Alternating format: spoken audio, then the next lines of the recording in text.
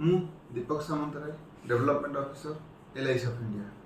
जून 2 तारिख में बालेश्वर बाहानगा निकट में होता रेल दुर्घटना विश्व स्तर में समस्त एक बड़ अघटन। से जो मानकर मृत्यु होती जो मैंने संपूर्ण पंगु हो जाकर परिवार आ पर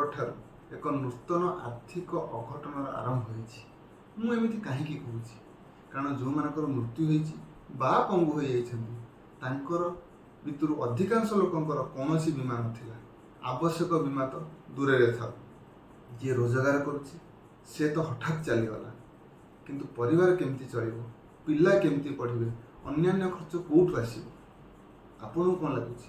कौन बीमाकर्ता बीमा कही नथिबे मत लगुच निश्चित कही किंतु किछि ना किछि बहाना करी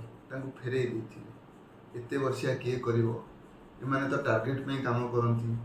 LIC पॉलिसी रे कौन लाभ मिलुछि एमिति कि परिवार अन्य सदस्य माने किछि ना किछि कहिथिबे एमाने तो पछरे पड़ी जाती पुणी पॉलिसी करवा कौन दरकार एते वर्षिया कहीं करवा कि बंधुगण एबे परिणाम क्या भोग करने पड़ुछि से LIC एजेंट को ना जो परिवार रहीगले से रेल दुर्घटना किए दायी ता तो सरकार निश्चित खोजी बाहर करदे किंतु यही परिवार जो आर्थिक अनाटन और संकट दे गति करिवो तापई किए दायी तुरंत निज LIC एजेंट को डाकतु एवं ताठू बुझंतु जे आपणकर और आपणकर परिवार वर्तमान शैली चलने